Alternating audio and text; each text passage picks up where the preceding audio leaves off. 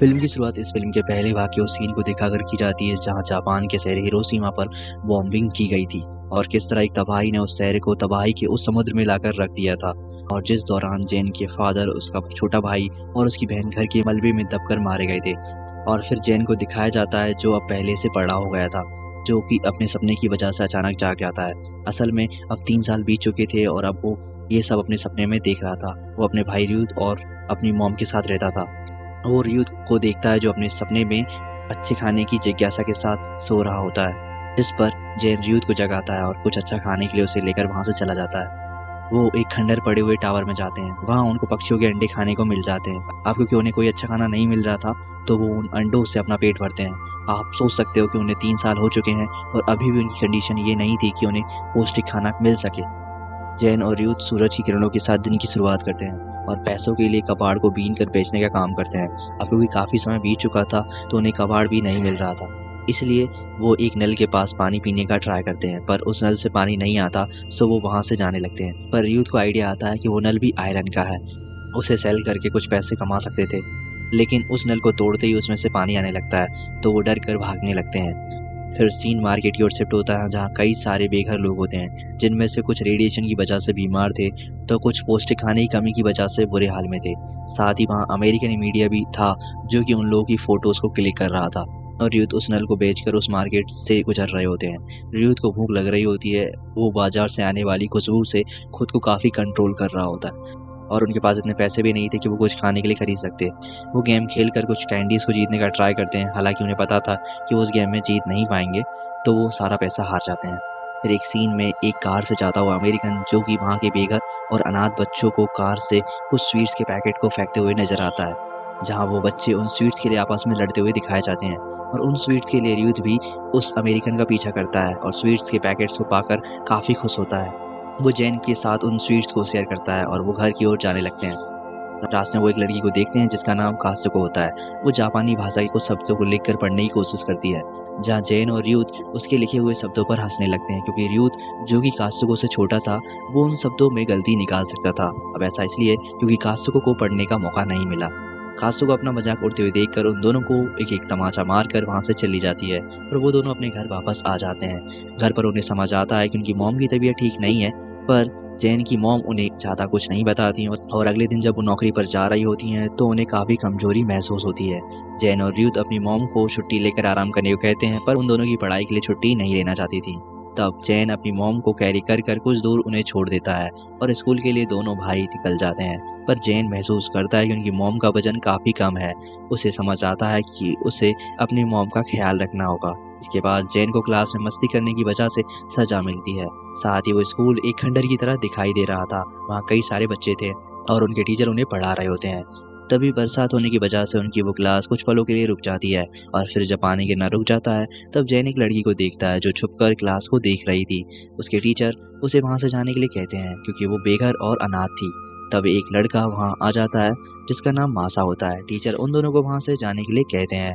मासा टीचर को धमकाते हुए कहता है कि वो अनाथ और बेघर है तो क्या इसमें उसकी गलती है, और वो टीचर को मारने की धमकी देता है, जिस पर जैन उसे ऐसा करने से रोकता है और उसे गिरा देता है। जिस पर मासा जैन की बहादुरी के लिए खुश होता है और जैन से उसका नाम पूछकर ये कहकर जाने लगता है कि अगर जैन कभी किसी मुसीबत में हुआ तो वो उसकी मदद जरूर करेगा। साथ ही वो कात्सुको को चलने को कहता है, पर शायद कात्सुको पढ़ना चाहती थी, लेकिन मासा अपनी और उसकी बेइज्जती को देखकर उसे वहाँ से ले जाता है। इसके बाद र्यूथ और जैन को मॉम के गिरने की खबर मिलती है।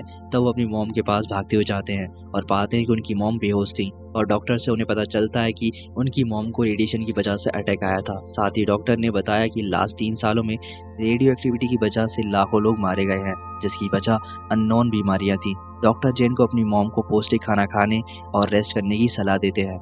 इसके बाद जैन अपनी मॉम को अपने साथ घर ले जाता है और अगले दिन जॉब की तलाश में अपने भाई के साथ निकल पड़ता है, पर उन्हें कोई जॉब नहीं मिलती, इसलिए वो शू पॉलिश करने की जॉब स्टार्ट करते हैं। पर कुछ उनकी ही उम्र के लड़के उन्हें काम करने से रोकते हैं, ये कहकर कि ये उनका एरिया है। पर उनका लीडर जो कि मासा था वहाँ आ जाता है, जो उन्हें काम करने की परमिशन दे देता है। तभी वो सभी देखते हैं कि कुछ पुलिस वाले उन बेघर बच्चों को पकड़ने के लिए उनका पीछा कर रहे होते हैं और कुछ उन्हें पकड़कर काफ़ी बुरी तरह से मार रहे होते हैं। मासा और उसके दोस्त उन्हें देखकर वहाँ से जाने लगते हैं। तब मासा बताता है कि उन सबके पेरेंट्स नहीं हैं और जिनके पेरेंट्स नहीं हैं उन्हें ऑर्फनेज में पकड़ कर रखा जाता है। और उन्हें इसलिए ही पकड़ा जा रहा है। पर उन पुलिस वालों का बिहेवियर काफी खराब था। वो घसीट कर वहां से उन्हें ले जा रहे होते हैं, साथ ही वो उन बच्चों को काफी बुरी तरीके से मार रहे होते हैं। जैन को कुछ समझ नहीं आता, पर वो उनको इस तरह से मारते देखकर खुद को रोक नहीं पाता और उन पुलिस वालों को मारने से रोकता है। यूथ भी जैन की पूरी हेल्प करता है, पर जब वो सभी बच्चे भाग जाते हैं तब जैन और यूथ बचते हैं, तो उन्हें भी खुद की जान बचाने के लिए भागना पड़ता है, पर पुलिस उनका पीछा नहीं छोड़ती। तब मासा और उसके फ्रेंड उन दोनों को उन पुलिस वालों से बचा लेते हैं और वो उन दोनों को अपने साथ उनके रहने की जगह पर ले जाते हैं, जहाँ वो अपने बारे में एक दूसरे को बताते हैं। जहाँ मासा से उनकी स्टोरी के बारे में पता चलता है, जब बॉम्बिंग हुई थी तो वो और उसके दोस्त नदी में नहा रहे थे। सब कुछ ठीक था, पर जब उन्होंने पानी में डुबकी मारी और जब उन्होंने पानी से बाहर देखा तो उनका पूरा शहर जल रहा था। उनका पूरा परिवार उनके सामने ही उस बॉम्बिंग में मारा गया और अब वो अनाथ हैं। और तभी से वो सभी एक साथ रहते हैं। साथ ही वो उस ऑर्फनेज के बारे में बताते हैं कि वो जगह किसी नर्क से कम नहीं है। उन्हें गुलामों की तरह ट्रीट किया जाता था, सो उन्हें वहां से भागना पड़ा। कात्सुको जब उन्हें खाना देती है तब जैन देख पाता है कि कात्सुको के शरीर का काफी हिस्सा जल गया है, लेकिन वो इस पर ज्यादा ध्यान नहीं देता और वो सभी उसके बनाए हुए खाने को खाकर काफी खुश होते हैं। और जैन देखता है कि कात्सुको उन सब में सबसे उदास थी। इसके अलावा मासा और उसके सभी फ्रेंड चोरी भी किया करते थे। नमूने के लिए वो जैन के बैग को गायब कर देते हैं, मेरा मतलब है उसे चुरा लेते हैं, पर वो जैन को उसका बैग वापस कर देते हैं। पर जैन को चोरी करना बिल्कुल भी सही नहीं लगता, पर मासा बताता है कि वो भी ये नहीं करना चाहता, पर जिस तरह के हालात हैं उन्हें ये करना पड़ता है। कात्सुको जैन के बैग में बुक को देखकर उसको फाड़ने लगती है। तब जैन उस पर गुस्सा करते हुए उसे रोकता है और मारकर दूर गिरा देता है।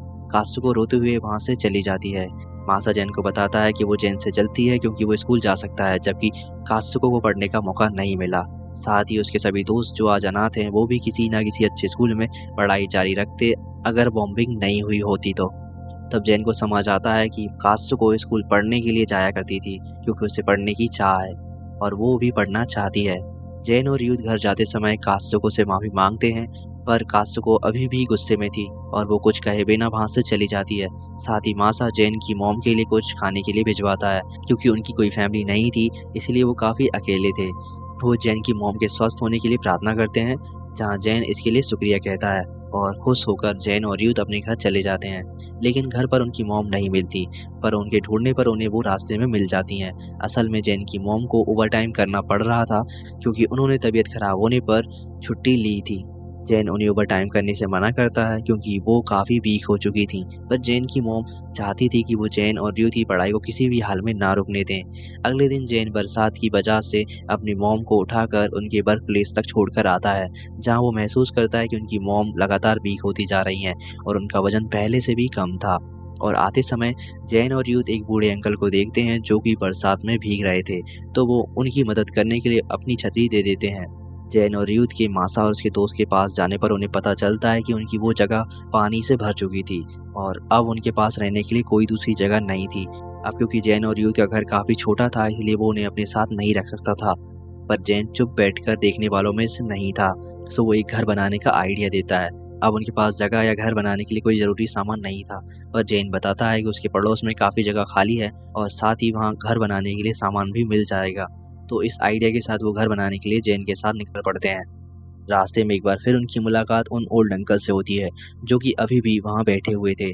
जैन उन्हें वहाँ से जाने को कहता है क्योंकि बरसात की वजह से वो बीमार पड़ सकते थे, पर वो ओल्ड अंकल उन्हें बताते हैं कि वो अपनी मौत का इंतजार कर रहे हैं क्योंकि उनका अब इस दुनिया में कोई नहीं है।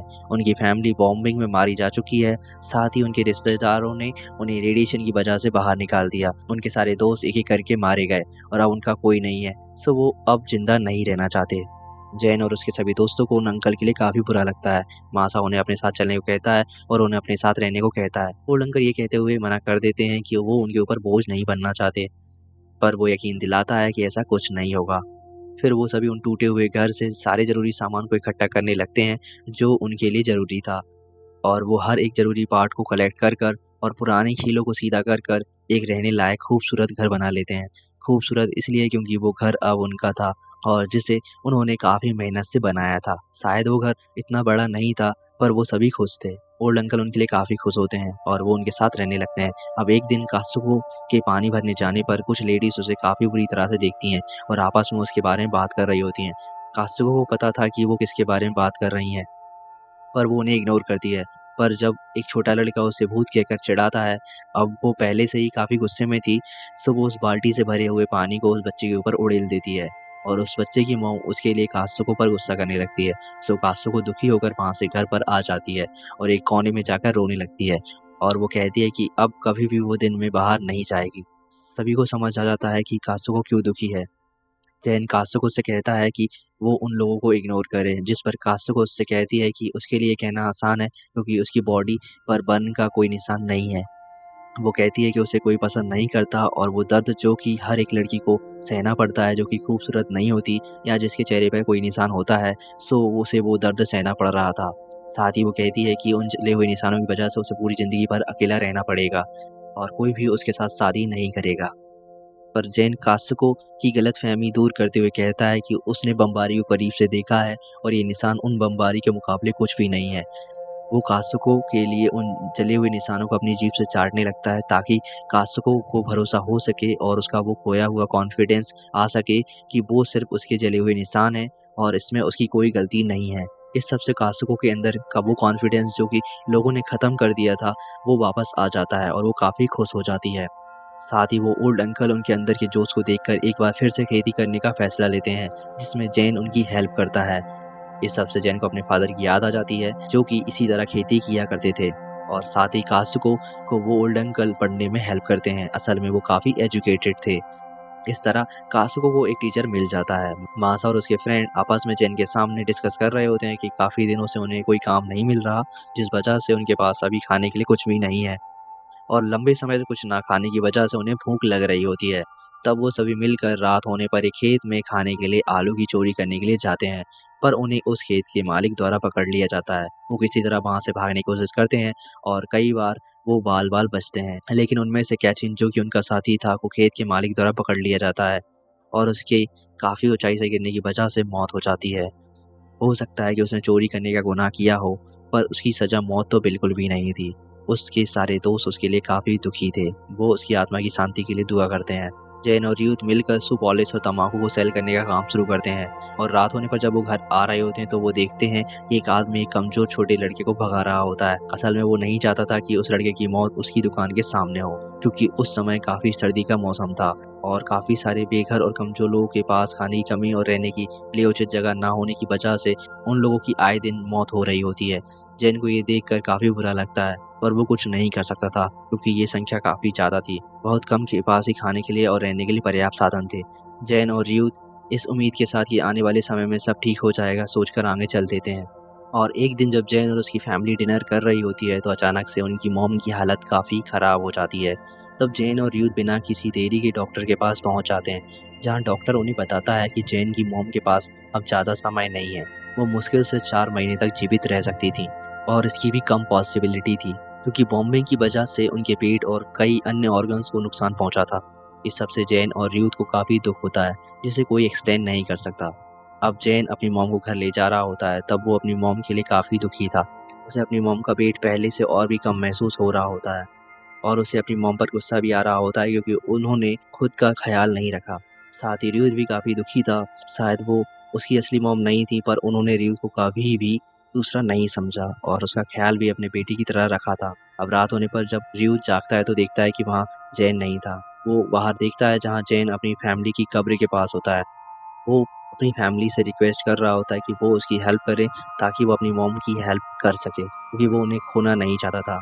रियूथ उसे रोते हुए देखकर रो रहा होता है और अगले दिन मासा जैन की मॉम के इलाज के लिए पेनिसिलिन नाम की दवा के बारे में बताता है, जो कि ब्लैक मार्केट में उन्हें मिल सकती थी और जिससे कि जैन की मॉम के हेल्थ में सुधार आ सकता था, लेकिन वो काफ़ी महंगी थी। उसकी कीमत करीब 10,000 थी, जो कि काफ़ी ज़्यादा थी, पर जैन इस तरह बैठ नहीं सकता था और वो पैसों का किसी भी तरह इंतजाम करने वाला था ताकि वो अपनी मॉम को बचा सके। जैन और यूथ के घर आने पर उन्हें पता चलता है कि उसकी मॉम ने घर पर ही काम स्टार्ट कर दिया था, जबकि जैन और यूथ उन्हें रेस्ट करने को कहते हैं। पर जैन की मॉम बताती हैं कि उन्हें काम करना पसंद है क्योंकि इससे उन्हें उनके फादर के होने का एहसास होता है। तो जैन और यूथ अपनी मॉम की हेल्प करने के लिए वो काम करना सीखते हैं और उनकी मदद करते हैं। साथ ही जैन की मॉम जैन से कहते हैं कि जब वो इस दुनिया से चली जाएंगी तो उसे अपना ख्याल खुद रखना होगा, पर जैन अपनी मॉम को खोना नहीं चाहता था।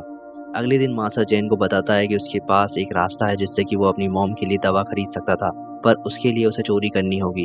असल में उन्हें शिपयार्ड से आयरन और कॉपर की चोरी करनी थी, वो भी एक बोट के थ्रू। फिर वो उस आयरन और कॉपर को सेल कर उस मेडिसिन को परचेज कर सकते थे। इसमें मासा उसकी हेल्प करने के लिए रेडी था। असल में मासा अपनी फैमिली को खोने के बाद जैन की मॉम को खोते हुए नहीं देखना चाहता था। अब वो तीनों एक बोट के थ्रू उस यार्ड तक पहुंच जाते हैं और उनके इंटर करते ही उन्हें वहां के गार्ड द्वारा देख लिया जाता है और वो उनके पीछे लग जाते हैं।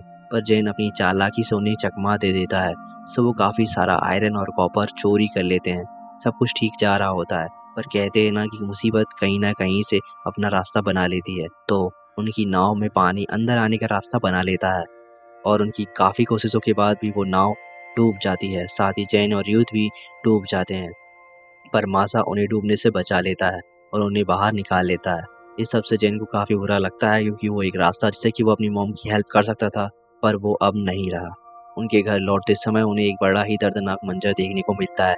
असल में लोगों की लाशों और कंकालों को बड़ी बड़ी मशीनों से एक बड़े से गड्ढे में डाला जा रहा होता है और ये काम अमेरिकी लोगों द्वारा किया जा रहा होता है।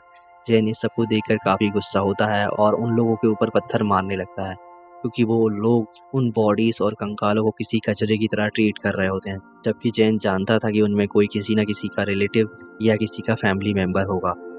वो अमेरिकन उनको पकड़ने के लिए उनका पीछा करने लगते हैं, पर वो किसी तरह उनसे छुपते हुए बच जाते हैं और जहाँ वो छुपते हैं वहाँ उनको काफ़ी सारी गोलियाँ मिल जाती हैं जो कि कॉपर की थी। तो शायद इससे उन्हें जैन की मॉम के लिए पैसों का इंतजाम किया जा सकता था। सभी मिलकर उन कॉपर बुलेट्स को इकट्ठा करते हैं, क्योंकि उनके लिए किसी खजाने से कम नहीं था। अब जब जैन और युद्ध घर आते हैं तो वो देखते हैं कि उनकी मॉम की हालत काफ़ी ख़राब थी। वो अपनी मॉम को एक बार फिर बिना किसी देरी के डॉक्टर के पास ले जाने लगते हैं। जैन उन्हें विश्वास दिलाता है कि वो उन्हें अब एक अच्छे डॉक्टर के पास ले जाएगा और वो ठीक हो जाएंगी। उसकी मॉम उसकी इस बात से खुश होती हैं, पर शायद उन्हें पता था कि अब उनके पास ज़्यादा समय नहीं है। तो वो जैन से कहती हैं कि वो चाहती हैं कि वो एक कामयाब इंसान बने और अपनी लाइफ को खुलकर पूरी तरह से जिए। और इन अंतिम शब्दों के साथ वो बोलना बंद कर देती हैं। जैन रुक कर उनको देखता है और पाता है कि अब उसकी मॉम इस दुनिया में नहीं रही। जैन और यूथ को अपनी मॉम के खोने का काफ़ी दुख होता है, जिसे शब्दों में बयान नहीं किया जा सकता। वो अपनी मॉम का अंतिम संस्कार कर अस्थियों के साथ बाहर निकलते हैं, जहाँ उनका इंतजार मासा और उसके सभी फ्रेंड कर रहे थे। जैन और यूथ आगे बढ़ते जा रहे होते हैं और उनके पीछे मासा और उसके सभी फ्रेंड थे। पर जब जैन पीछे मुड़कर देखता है तो वो पाता है कि उसके पीछे उसका भाई और उसके सभी साथी थे। तब उसे एहसास होता है कि यहाँ वो अकेला नहीं है जिसने किसी अपने को खोया है, बल्कि उसके पीछे सभी साथी थे जिन्होंने अपनी फैमिलियों को खो दिया था। तो वो अपने दुख को कम करते हुए अपनी फैमिली को याद करता है और उसके साथ ही उन सबको रेस की चुनौती देकर भागने के लिए कहता है और सभी उसकी ओर भागने लगते हैं। चैन भागते हुए अपनी मॉम और फादर को याद करते हुए संकल्प लेता है कि वो अपनी पूरी लाइफ को पूरी तरह से जिएगा, जिसमें वो अपना पूरा बेस्ट देगा। इस तरह ये मूवी एंड हो जाती है। आई होप गाइस ये वीडियो आपको पसंद आई होगी। यदि वीडियो पसंद आई हो तो प्लीज़ वीडियो को लाइक और चैनल को सब्सक्राइब करना मत भूलना।